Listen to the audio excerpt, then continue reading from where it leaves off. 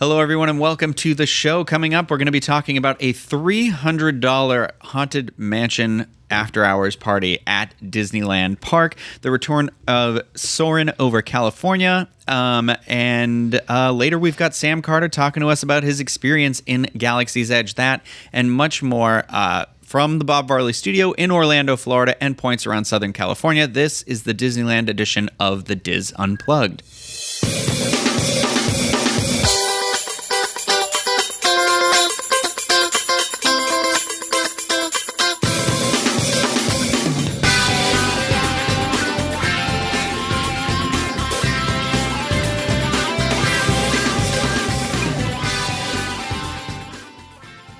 This is episode 770 of the Disneyland edition of the Diz Unplugged for the week of May 29th, 2019. The Diz Unplugged is brought to you by Dreams Unlimited Travel, experts at helping you plan the perfect vacation. Be sure to visit them on the web at dreamsunlimitedtravel.com. And we're also brought to you by Disboards.com, a great resource in helping you plan the perfect Disney vacation and a great place to continue the conversation after the show. Be sure to check that out at Disboards.com. Well, hello, everybody, and welcome to the show. I am your host, Ryan O'Clavin, suffering from a lot of tongue-twisting problems in today's episode. I am filling in for Pete Werner, who is visiting some family out of town, out of state right now, in fact. So hoping he's having a great time up there on this Memorial Day, which is the day we are recording this. But we are going to persevere without him and have a great show. Well, what I hope is a great show. An okay show. So like I said, I'm your host, Ryan O'Clavin, and today I am joined by Mr. Craig Williams, the man who makes it all happen. Nope, I didn't wait. Sorry. Ahoy, hoy. I try to give you a compliment. Okay. It's fine. You usually save that for the best and worst of Walt Disney World, not for Disneyland, so it threw me off. But today I wanted people on the West Coast to know that you're special to me, too. Ahoy, hoy. Okay. And then all the way from Southern California, we've got Mr. Tom Bell. Well, he's more Central California. The Fresno Chili himself, Tom Bell. There you go. And then Mr. Sam Carter, welcome back to the show. Thank you. Hello. Yes. Thank you for taking time out of your day to join us for this discussion. Always a pleasure to have you. Tom, you're okay. But no, I'm excited for our conversation today. We've got a bunch of stuff to talk about. We are recording this on Monday the 27th. We are heading out to Disneyland tomorrow to get ready for the opening of Galaxy's Edge. I cannot wait. I am concerned for my bank account. I'm very, very excited. I know Craig's very excited and anxious as well. Luckily, payday's on Friday. Oh, yeah. Don't worry. I factored that in. So I am trying to bring nothing, like clothes and everything, bare minimum, so whatever can come back in my suitcase with me, because I am not bringing an extra bag for this. I refuse to take that step. But before we get into Galaxy's Edge stuff, because like I said, we're just going to be talking about that for the rest of eternity, let's talk about, there is a new party an event that is happening at Disneyland Park this August. It's a pair of overnight events that are celebrating the 50th anniversary of the Haunted Mansion in Disneyland Park. So it's called the Haunted Mansion, celebrating 50 years of retirement unliving. It's going to be held August 7th and 8th, and August 7th through the 8th, and August 8th through the 9th. Is that because it goes overnight? Oh, okay. The day starts at 10 a.m. with check-in and special shopping event at the Disneyland Hotel that runs until 11 p.m. Ticketed guests can pre-purchase select merchandise for pickup that day. And if you haven't checked out our article on the site at disneyinfo.com/Disneyland, you can see a preview of some of that merchandise. But beginning at 11:30 p.m., guests can start lining up for the after-hours party in Disneyland Park, which begins at 1 a.m. and continues until 4 a.m. So highlights of this party include a 13th hour celebration that kickoff moment on the Rivers of America, where Madame Leota will conjure up the ensuing party festivities. The celebration will also include musicians, dancers, and other performers. There's going to be special photo opportunities that recreate favorite scenes from the Haunted Mansion. If you're going to this party, guests will receive unlimited digital Disney PhotoPass photos taken during the event. There's going to be themed food and beverage menu items, and there'll be some roaming dearly departed souls and otherworldly characters that'll be mingling with guests as well. You'll be able to enjoy select attractions in New Orleans Square, Critter Country, Frontierland, and Adventureland, and guests are encouraged to dress their cadaverous best, but should keep Disneyland Resort special event custom rules in mind. Now, here is the kicker. The cost for this party is $299 a person with no discounts available and parking not included. Tickets for that just went on sale last Thursday on the 23rd. And Tom, you're saying they're still available right now too, right? That's far. Yeah, last I heard they're still available. Yeah. So what do you guys think? $300 right away. I was like $300. Holy cow! I think they're trying to limit it. I think they charge that much because they can. A lot of people pay that, but if it was less, I think they might get more people than they wanted to attend this. They maybe wanted to feel intimate. That's the only thing I could think of. I think that, there's a lot of extra talent going to be there, it sounds like, and some entertainment. Yeah. I think there may be some people who buy the ticket, do the merchandise thing, and don't even attend the overnight event. I was going to say the exact same thing. I think a lot of people would look at this as a merchandise event, and that's investment. Yeah, exactly. So anything they buy in merchandise by paying the $300 to get to the event, they're gonna then turn around and sell it for as much as they can on eBay to make a profit of it. So at the end of the day, it doesn't matter if they went to the event at all. They're just looking to get the money back that they spent to have the opportunity and hopefully make a profit. Sell it to Pete. Yeah, for real. Yeah. You're not wrong.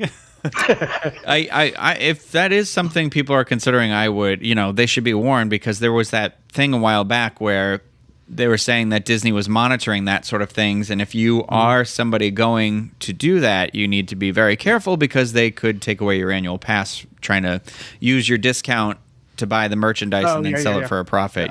I guess if you don't use your discount, that's a different story. Well, even that was more based around the personal shoppers running websites where... Okay, so if you were the person going in for somebody. Yes. Okay, gotcha. So there are some limitations. I guess one person can buy. You can't buy multiple tickets. You can only buy one ticket, right? Mm-hmm. And correct. I don't know. There's not something. I get the idea of the appeal of the merchandise and stuff, but I mean, if you were like, okay, you get to go on a special tour of the Haunted Mansion while this is going on, or I saw they did this crazy dinner thing inside of the attraction not too long ago, that I would be like $300. Heck yes, I'll pay that. You could. I worked on one of those about 20 years ago, where we set up a long table to eat inside the hallway by the portraits that change. Yeah. Amazing. And I could see if it was something like that. Absolutely. Yeah, that would be incredible. This for me is like, I don't know. I don't see the Madame Leota being out. That's cool. It reminds me of how the Cadaver Dans would come out on the Rivers of America out there on their float and do their thing with all the smoke going out, which was, I always love that. I'm imagining her scenario is going to be something very similar. I feel like just for this event to really be something viable for anyone, it just like they have to live, breathe, and die Haunted Mansion. Yeah, like it has to be. Those people are out there. Oh yeah. You know what I mean? Like they're gonna come with all their tattoos of Haunted Mansion. Like there's people that's the ride they live for. Oh yeah, no, I completely agree. I know they're out there. I've seen them before, and I respect them for it. But that's what this event is going for. It's going for those diehards, and I'm sure they will go and they will love every second of it just because it is celebrating the 50th anniversary of the attraction they love. For me, I don't know if there's personally any Walt Disney World attraction or Disneyland attraction that I love that much that I would ever spend the money on a party like that. But that's just coming from me. Even the Tiki Room, I mean, what if you had dinner in it? I would probably do Country Bear Jamboree if I could stand on stage with the bears. Ooh. Yeah, that would be good. Maybe amazing. that would be a fun discussion topic someday. Let's design parties for attractions that we love like that. Yeah. Well, that's it. If you're going, I mean, let us know about it. I'm curious to see how it goes, but it's I don't know. I don't really have a lot to say about it, so I'm not judging anybody who does go. If you've got the money, go right ahead. We did get some more information about the Oogie Boogie's Bash, Oogie Boogie Bash, a Disney Halloween party at California Adventure that is starting this September. I believe the 17th is the first day, I believe. Yes. Yeah? Yes. They released some more information. Well, Disney Parks blog released this whole thing about Tweens. like tweens being able to do it, but they literally describe basically all the offerings, Everything but how tweens will love it too.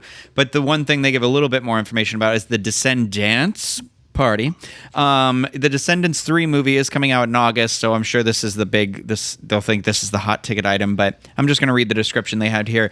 A new pulsing party in the backlot area of Hollywoodland is inspired by the popular Descendants franchise from Disney Channel. As the DescenDANCE party begins, a spell is cast summoning the greatest dance crew from the Isle of the Lost to throw down and lead everyone in moves that are set to the biggest hit songs from all 3 Descendants movies. The original villain kids might even crash the party through magic mirrors.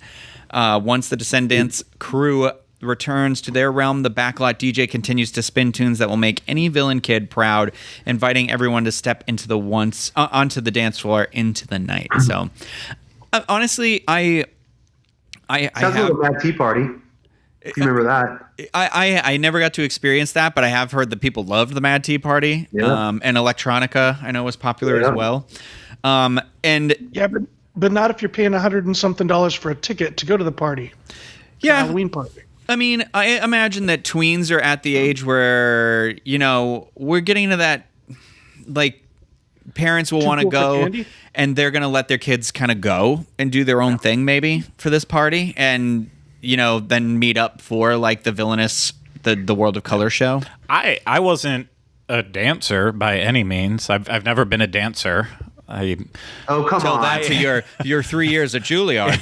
I was never a dancer by trade, but so that would be something that wasn't appealing to me. But having seen like Mad Tea Party back in the day, when you're watching the crowd there, a lot of it was that not just tweens, but on the teen side, and they were having a good time, and it was a place for them to do that. So I kind of I support that, but kind of what Tom said with the price of it, I don't know if like are parents going to buy their kids a $100 ticket to the party and just like send them in and say have a good time, don't forget to go dancing? Like, Why won't the parents go with them then? Well, I think that's why a lot of those teenagers are going to want to go to this now. Like, that's going to be a draw for them. But the big difference between Mad Tea Party and Electronica, a lot of a focus on the booze and those kind of sales, and really can't do that for Descendants. It's aimed towards the teens, so that's the one difference.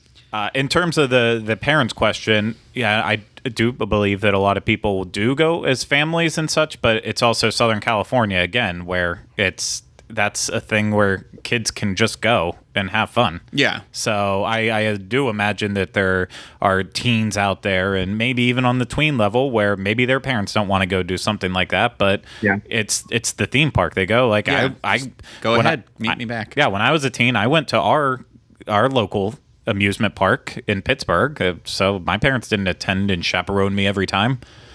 I know you're afraid to go in public without your mom. Yeah, Sandy and she's my best friend. So, she'll cut a rug with me, Dancing to Descendants. Yeah. Will see us at the DescenDANCE party. I have seen what this article says to me is they're not selling tickets like they thought they were.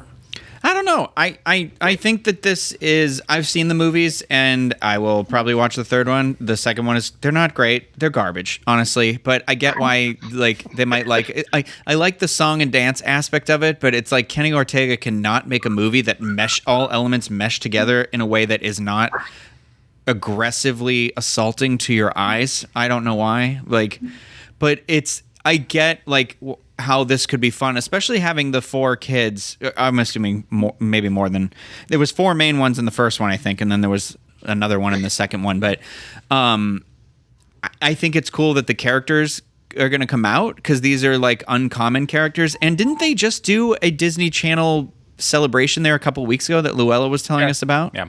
And that she said her kids love that. So this, I feel like, is kind of an extension of them mining that Disney Channel brand a little bit more. They said through a magic mirror, so I'm assuming maybe they'll be on the big screen behind or something. Oh. Yeah, that stage is where they did the Iron Man meet and greet. Yeah. So they got some really nice high-def TVs back there. Yeah.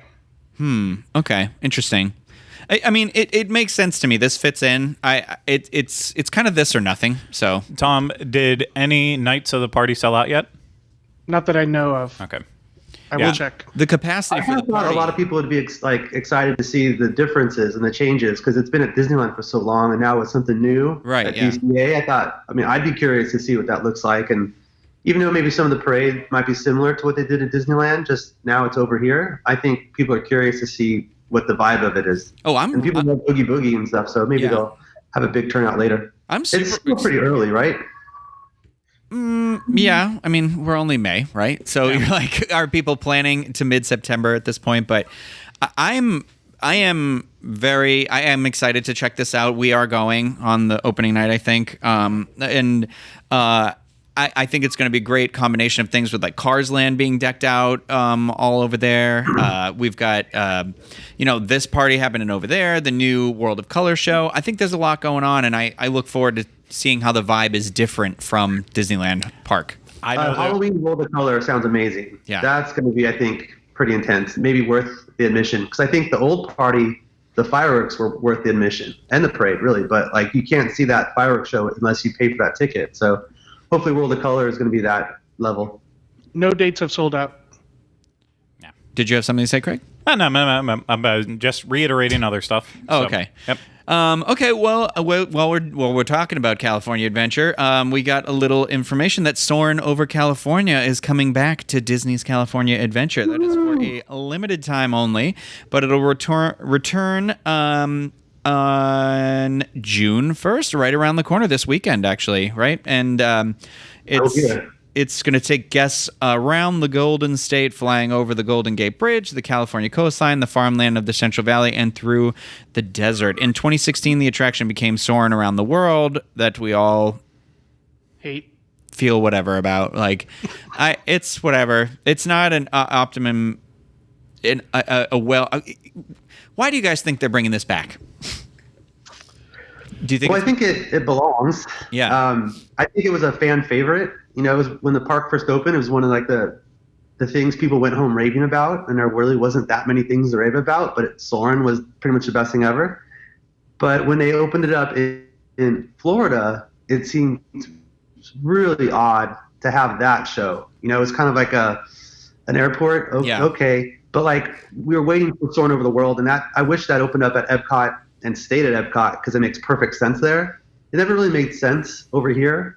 But I know I'm excited and biased about it because I was at the filming when they did the helicopter flyover Disneyland. It was at a family Christmas party, either 98 or 99. But they had a helicopter fly super low about 4 or 5 times doing some passes. So what's special about that is we can see ourselves Oh, in that's that cool. version.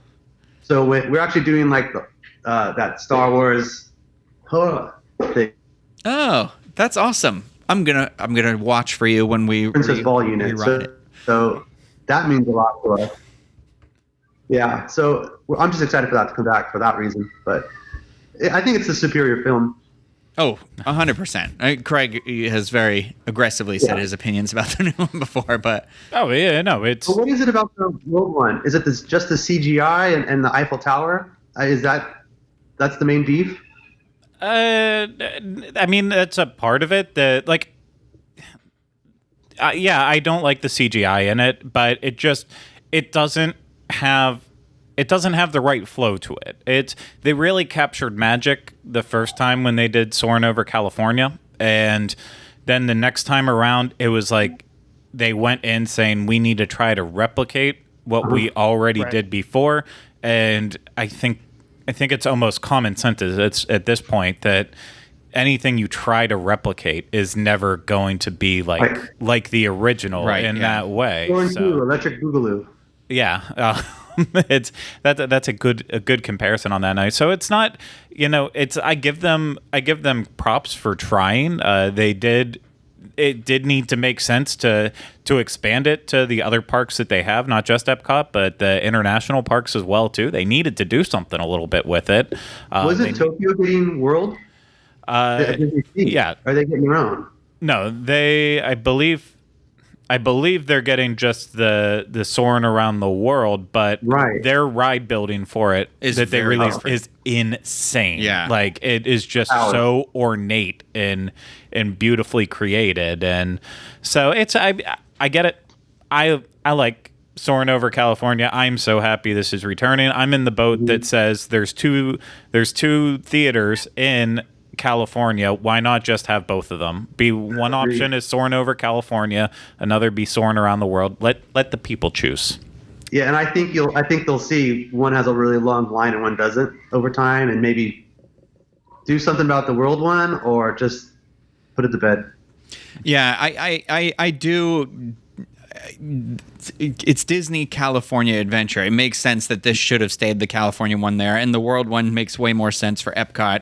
It's around the world. So I look forward to taking a ride on the classic one, and who knows? They say for a limited time offering, it could end up just staying. We'll see. Of course, the real reason they're bringing it back is they're trying to do everything they can to pull people out of Disneyland Park. Oh yeah, the Lion King thing, Mickey's Flipper Magic.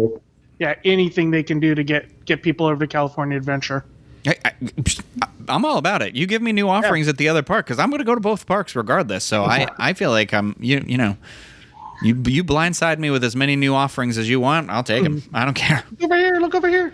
But some exciting things in Disneyland Park. The castle, right after we finished recording our show last week, pretty much the next day, the castle has officially reopened. Guests can walk through it and enjoy it in all of its glorious beauty. I love it. I'm sorry. I've been looking at pictures more and more, especially now the up close photos, and I think it's really something. I cannot wait to lay my own eyes on this. But there was a couple of really interesting stuff I read in the Disney Parks blog about it that Kim Irvine was talking about. And she was talking about how they used an old painting technique called atmospheric perspective to visually heighten the castle to make it look larger. And then how they at the very top, it's way lighter than the lower blue. The full perspective thing. It's pretty cool. Yeah, and they added the pixie dust to the middle tier there. And they did the same kind of thing for the roof. They did that different tiers of colors. But it says each of the 18 original turrets were digitally scanned to create the same roof line, and pixie dust was sprinkled on the center roof. And then I love the golden accents, everything. And I don't know. Sam, have you seen it in person? Yeah, right? I have. Yeah. And I don't think it's ever looked better. I think it looks fantastic. A lot of criticism for some reason. They think it looks too vibrant. What? I feel like it looks however you see it portrayed over the years, whether it's a painting or whether it's concept art or in a storybook, I feel it finally looks like that now, where they always kind of did draw it with vibrant blue roof and whatnot. And I like that some of the gold enhancements from the 50th remained on it. And I think the way they kind of revealed it, where they slowly took down the tarp, where you first saw the top part, and then the next day it was like a little bit more, but it just stopped at the main roof line where you saw the pixie dust. And I think that's when people lost their minds. They just saw painted pixie dust on the roof and they judged it right away. Like, all right, I hate it.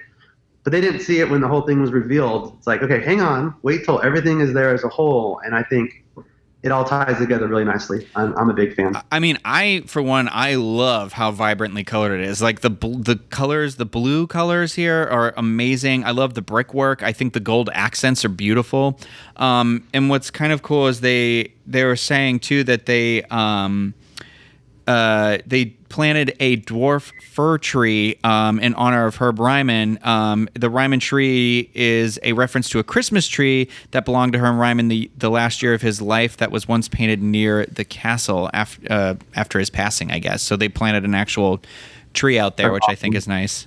Yeah. I I don't know. For me, it looks super magical. Can't wait to see it in person. I know we said this before, but yeah, I mean, but this whole project for renovating everything, I feel like the castle, for me, just looking at the pictures, that's a good change. Kind of going on the same line, though, there's been other small changes, especially that had their debut. So, like the Adventureland sign came back after being expanded, and I mean, Sam, I have to assume that makes you mad from a designer standpoint, seeing that big long sign and then just a tiny little Adventureland text in the middle of the sign, because it kind of drives me nuts looking at it. It's just so small type and such a long There's sign. some dead space on it. Part of that is like we're used to seeing it a certain way, and once it's changed, it's going to feel different because it is, but I can't tell. I haven't really looked at it yet if it's the same size letters or if it's new letters or not. I'm not sure, but it does make a difference without that tiki hut on the right side. Yeah. That tiki hut was such a train wreck there. I mean, there was no way they could leave it. Well, it's like a meeting spot too. Everyone would hang out under there and kind of crowd the area. Well, also from some of your posts, the day that you went to Disneyland for Galaxy's Edge, I also noticed, Sam, that you posted the Rockets return to Tomorrowland with its new paint overlay on it. That's a new topic too on Twitter. But you know what? I hate it. That's a whole other story too, but I really feel that that's not going to be there much longer. Once they actually make an announcement about Tomorrowland, I think that won't be an issue anymore. You think the Astro Orbiter's going away? Or rocket rods? No, not the Astro Orbiter, the Pizza Planet, the Moonliner. Oh, yeah. The Moonliner. But of course, I like that, because it's not the original one. People are acting like that's the holy grail of Tomorrowland. I'm like, well that was put there in 98. Same thing with the Adventureland sign. It wasn't the original one. Right. Right. I mean, you know what? If they're going for a Toy Story thing, that's kind of how it looks in the Pizza Planet. So that's fine. But of course, I'd rather it look like the Moonliner as a throwback. But yeah. Yeah, Rhino, if you haven't seen it, I saw the Pizza Planet. Okay, yeah. So I don't like the. I mean, I liked Alien Pizza Planet. I think you and I talked about it. Yeah. We both agreed that we liked it. I don't know if I needed them to double down and change the rocket. I think More it would have been. permanent? Yeah, Why didn't you do that? it's not going anywhere now. They're not going to just repaint it. Right. My thing with that is, if you were going to put the rocket in there and it matches the aesthetic of the movie, like the Pizza Planet in the movie, like make the actual Pizza Planet from the movie then. You know, like demolish the whole restaurant and redo it to be the actual one for the movie. I want it where I can win alien men, you know, inside of the machine, and you know, I like go all the way with it, you know, especially if you're going to change a landmark out there, but Well, the only thing I'm really bummed out about is they did this for the Pizza Planet over the summer, where they removed all the old attraction posters from inside Pizza Port. And I don't know if it's urban legend or if this was true or not, but apparently, you know, they didn't have a big budget for Tomorrowland 98. And Tony Baxter really wanted to have the classic full-sized attraction posters. So I heard that he spent his own money to make sure that Pizza Port had the attraction posters, like probably 10 of them throughout the restaurant. And so they removed those. So that's kind of a bummer. But, you know, what they're doing is they're going all in then. Okay, everything will be the little green men, aliens artwork instead of those attraction posters. But that part's disappointing, but at least it's all cohesive now. Yeah. Yeah, I look forward to seeing what they'll, you know, if come D23 at the Parks and Resort panel, if that's when they're going to choose to start talking about Tomorrowland being the next aim of attention at, you know, Disneyland Resort or not. Because it seems like it's kind of the last, it's the most glaring one that needs attention at this point, I feel like. Yeah, I mean, obviously at the last expo, it was a lot about Walt Disney World and what was going to be changing at Walt Disney World. And, you know, they definitely need to go in depth on Marvel at Disney California Adventure, as well as if they are going to do anything with Tomorrowland. So it could be aiming up to be the year of Disneyland in updates for them. The problem right now with doing anything in Tomorrowland is there's some fairly high capacity rides there. If they have to close those while Galaxy's Edge is still busy, that might not work well, but they have space in Fantasyland where they can do construction without, like, new space they can get without actually closing attractions. I just need the 5-year plan. I don't need immediate changes. I know. Yeah. Give me a solid 10-year plan. Even. 20. What's the so we had the 60th, so what are we talking? We want the tell me what it's going to look like at the 75th. Yeah. Oh my God. Yeah. That'll be the new Fantasyland and the new Tomorrowland. Yeah. Well, we're going to move on to our discussion this week because Sam was lucky enough to have attended a preview of Galaxy's Edge. And I just want to say before we get started, so because it's just worth mentioning, is that Disney Parks blog is going to be streaming the dedication ceremony of Star Wars Galaxy's Edge that our very own Craig Williams will be at as well.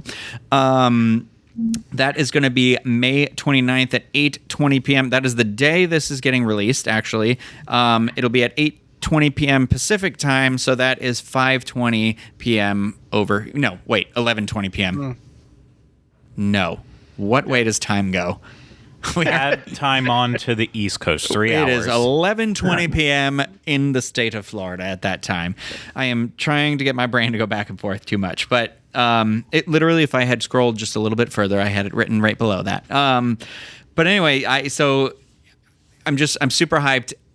Sam, take us through your journey. It's amazing. Yeah. I was lucky enough to get invited, and we had 4-hour blocks. The way it worked out is we had the 10 a.m. to the 2 p.m. block, and we were told to go to the Star Wars launch bay to get our wristbands. And you could see once you got into the launch bay, they had a huge queue set up. So I have a feeling that that's going to be where everyone goes for their reservations for the next month or so, where they get the wristband and they're kind of like, you're hearing the music, you're already getting psyched up, you're looking at a model of Batuu, like it really kind of gets you in the mood for it. Then we were allowed to go in. We went in the main tunnel behind Thunder Mountain, and it's everything you want it to be. It's amazing. It felt monumental. And I really haven't felt this way about anything at Disneyland since Indiana Jones, and I think that's the last time that we actually, the Disneyland itself, not counting DCA, but Disneyland got their last e-ticket with Indy forever ago. Oh, that was 20 years ago, yeah. Like over 20 years ago, maybe. More, yeah. So like it has that feeling to it. And, when the park gets expanded over the years, like they'll add Toontown or they'll add, an area. It seemed like a big deal to go back that way, to cross into Batuu, and it is on a Disney Sea level. It is that massive and that epic, and it does feel like, okay, Universal did Harry Potter, this is the answer to that. This has as much detail, and I don't want to get into too much spoilers, but as far as like the feeling it gives you, it is on that level. Tons of little details like the audio of stuff you hear. It's amazing. It reminded me of Pandora in that way too. I have a feeling a lot of the same people worked on that because it does feel a little Pandora-ish. Mm-hmm. But the biggest thing that I was really kind of curious about, ever since they announced it, and they announced, oh, we're going to make the Rivers of America a third smaller, and we're going to change the train track. Like, this stuff feels pretty heavy duty, right? But my biggest question to myself was, okay, now Disneyland has 2 areas about space in it. And I'm like, okay, is this going to feel redundant or not? That was my big concern. Okay. And then of course, well, what happens with Star Tours? Are you going to keep Star Tours? And, like Tom mentioned about the capacity, they need to keep it for a little bit at least. But right away that, okay, you couldn't pull any of this off in Tomorrowland. This, and for good reason too, but it's amazing. I think it's everything I wanted it to be. Did you get to do, so in your 4-hour time limit that you had, did you feel like you got to experience everything, or did you feel like, okay, I've got to go back again immediately? Absolutely. And that's what I'm wondering about future reservations from when guests come to visit. Like, is it going to be different than the cast member amount of people they let in? Yeah. Because when people were lining up, it seemed like a pretty large size, and the buzz was really exciting. Everyone was super pumped to see it. And then you kind of just walk in there, you walk in that tunnel, you hear the music right away, and you're just psyched, right? But a lot of people ran to the attraction. Everyone ran to Smuggler's Run, and then instantly you see that ride time is 80 minutes. And I'm like, I do want to wait in that line for the first time and kind of like just soak it in and see everything. But I also really want to see the cantina. So what we did is we kind of got some really good advice from friends, and we just waited in line at the cantina, got to hang out there for about 4 minutes, had a couple drinks, and then almost walked on to Smuggler's Run. We waited, I think, 20 minutes because by then the line died down. And then the line for the cantina got massive.